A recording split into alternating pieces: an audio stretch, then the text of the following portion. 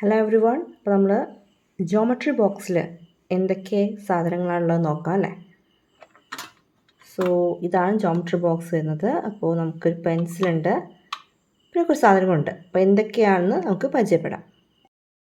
അപ്പോൾ this one protractor, okay, ഇതെല്ലാവർക്കും അറിയാലോ. സ്കെയിൽ അല്ലെങ്കിൽ റൂളർ. പിന്നെ നമുക്ക് രണ്ട് ട്രയാങ്കിൾ ഷേപ്പുള്ള രണ്ട് കാര്യങ്ങൾ കൂടിയുണ്ട്. അത് നമ്മൾ പറഞ്ഞ പേരാണ് സെറ്റ് സ്ക്വയർ. അപ്പോൾ രണ്ടിനും സെറ്റ് സ്ക്വയർ തന്നെയാണ് പേര് പറയുന്നത്, പക്ഷേ ചെറിയ വ്യത്യാസങ്ങളുണ്ട്. So this one is 45 degree set square and this is 30-60 set square. ഇതിന് കൂടെ വരുന്നത് കോമ്പസ്, ഡിവൈഡർ. ഓക്കെ, അപ്പോൾ നമുക്ക് നിങ്ങളുടെ 5ാം ക്ലാസ്സിൽ നിങ്ങൾക്ക് ആവശ്യമുള്ള കാര്യങ്ങൾ ഈ രണ്ട് സെറ്റ് സ്ക്വയറും അതുപോലെ ഈ കോമ്പസുമാണ്. അപ്പോൾ ഡിവൈഡറൊന്നും ഇപ്പോൾ ആവശ്യമില്ല, അത് മുതിർന്ന ക്ലാസ്സുകളിലെത്തുമ്പോൾ നിങ്ങൾക്ക് ആവശ്യം വരും. അപ്പോൾ ഇത് പ്രൊട്രാക്ടർ.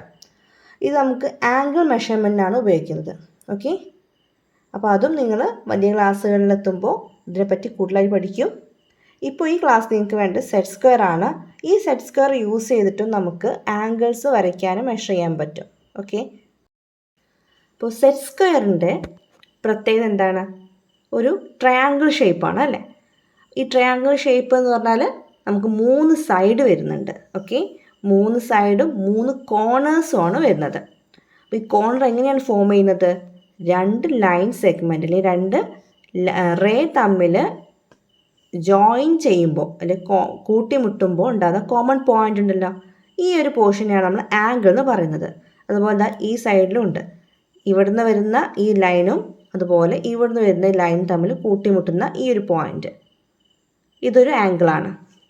അതുപോലെ ഇവിടുന്ന് ഇങ്ങോട്ട് മുകളിലോട്ടും ഇങ്ങോട്ട് വരുന്ന 2 ലൈനും തമ്മിൽ കൂട്ടിമുട്ടുന്ന ഒരു പോയിൻ്റ്. അപ്പോൾ അങ്ങനെ 3 കോർണേഴ്സ് ഉണ്ട്, എന്ന് വെച്ചാൽ 3 ആംഗിൾസും ഉണ്ട്. ഓക്കെ, ഇനി ട്രയാങ്കിളിൻ്റെ വേറെ പ്രത്യേകതയാണ്, ആംഗിളെ പറ്റി പഠിക്കുകയാണല്ലോ.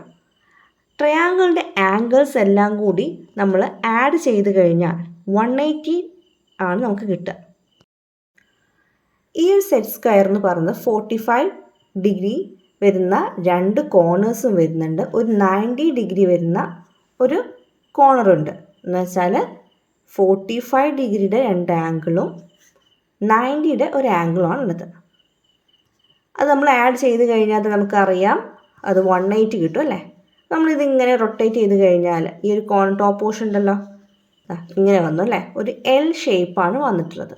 അപ്പോൾ ഈ എൽ ഷേപ്പിൻ്റെ കോർണർ ഉണ്ടല്ലോ, നമ്മളത് ഇങ്ങനെയാണ് വെച്ചിരുന്നത് ആദ്യം. അപ്പം മുകളിൽ വരുന്ന കോർണറാണ് ഞാൻ റൊട്ടേറ്റ് ചെയ്തത്. അപ്പോൾ ഈ എൽ ഷേപ്പിൽ, ഇപ്പോൾ അതാ എൽ ഷേപ്പായി. ഈ എൽ ഷേപ്പിൽ വരുന്ന ഈ കോർണറിൻ്റെ ആംഗിൾ എന്ന് പറഞ്ഞത് 90 ഡിഗ്രിയാണ്. 90 എന്ന് പറഞ്ഞാൽ ഇങ്ങനെ ലൈന് വരച്ച് കഴിഞ്ഞാൽ ഇവിടുന്ന് വരുന്നത് ഒരു സ്ട്രെയിറ്റ് ആയിട്ടുള്ള ലൈനാണ്. അപ്പോൾ ഇവിടുന്ന് വരുന്ന ഈ ഒരു ആംഗിൾ എന്ന് പറയുന്നത് 90 ഡിഗ്രിയാണ്. ഇനി ഈ ഒരു പോർഷൻ, ഇവിടുന്ന് ഇങ്ങോട്ട് വരുന്ന പോർഷൻ 45 ഡിഗ്രിയാണ്. ഇതിൻ്റെ ഓപ്പോസിറ്റ് വരുന്ന ഈ കോർണറും 45 ഡിഗ്രിയാണ്.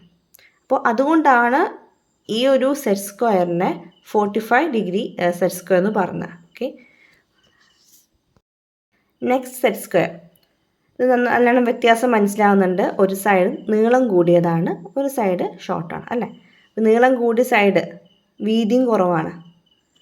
ഇവിടെയും നമുക്ക് അറിയാം ട്രയാങ്കിൾ ഷേപ്പാണ്.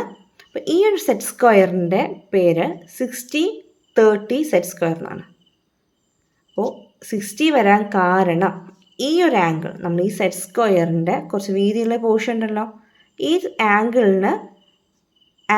60 ഡിഗ്രിയാണ്. അതുപോലെ ഇതിൻ്റെ ഓപ്പോസിറ്റ് വരുന്ന ഈ ഒരു സ്മോൾ കോർണർ, ഈ ഒരു ആംഗിൾ വരുന്നത് 30 ഡിഗ്രിയാണ്.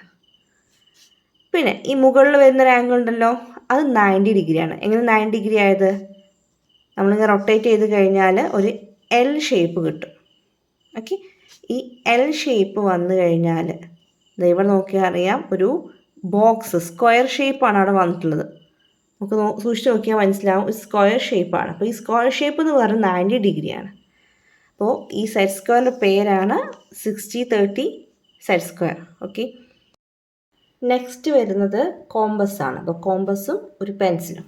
അപ്പോൾ ശ്രദ്ധിക്കേണ്ട കാര്യം എന്താണെന്ന് വെച്ചാൽ ഈ നമ്മൾ കോമ്പസിൽ ഉപയോഗിക്കുന്ന പെൻസിൽ കോമ്പസിനേക്കാളും എപ്പോഴും ചെറുതായിരിക്കണം. കൂടാതെ പെൻസിലിൻ്റെ എൻഡ് എന്ന് പറഞ്ഞത് ടിപ്പ് എന്ന് പറഞ്ഞത് നല്ല ഷാർപ്പായിരിക്കണം. നമ്മൾ എന്ത് പിക്ചേഴ്സ് വരയ്ക്കുകയാണെങ്കിൽ കൂടി നമ്മുടെ പെൻസിൽ വളരെ ഷാർപ്പായിരിക്കണം. ഓക്കെ, നമ്മുടെ കോമ്പസിൻ്റെ എൻഡ് നീഡിലും ഷാർപ്പാണ്. അപ്പോൾ നമ്മൾ ഈ കോമ്പസ് യൂസ് ചെയ്യുന്നത് സർക്കിൾസ് വരയ്ക്കാൻ, അതുപോലെ നമുക്ക് ആർക്ക്, ഓക്കെ, മെഷർമെൻ്റ് എടുത്ത് ആർക്ക് മറ്റും വരയ്ക്കാനൊക്കെയാണ് നമ്മൾ സാധാരണ ഇത് യൂസ് ചെയ്യുന്നത്. അപ്പോൾ ഇത്രയും കാര്യങ്ങളാണ് നമ്മുടെ ജോമെട്രി ബോക്സിൽ വരുന്നത്. നിങ്ങൾക്ക് ഈ ഒരു ചാപ്റ്ററിൽ നിങ്ങൾ പഠിക്കുന്നത് ഈ കോമ്പസിനെ പറ്റിയും കോമ്പസ് ഉപയോഗിച്ച് എങ്ങനെ സർക്കിൾസ് വരയ്ക്കാം, അതുപോലെ ഈ സെറ്റ് സ്ക്വയർ യൂസ് ചെയ്ത് നമുക്ക് എങ്ങനെ സ്ക്വയേഴ്സും അതുപോലെ റെക്റ്റാങ്കിൾസും വരയ്ക്കാം എന്നുള്ളതാണ്. ഇതിൻ്റെ കൂടെ നമ്മളൊരു സ്കെയിലും കൂടി വേണം, ഓക്കെ, റൂളർ കൂടി വേണം, അതും മറക്കരുത് കേട്ടോ.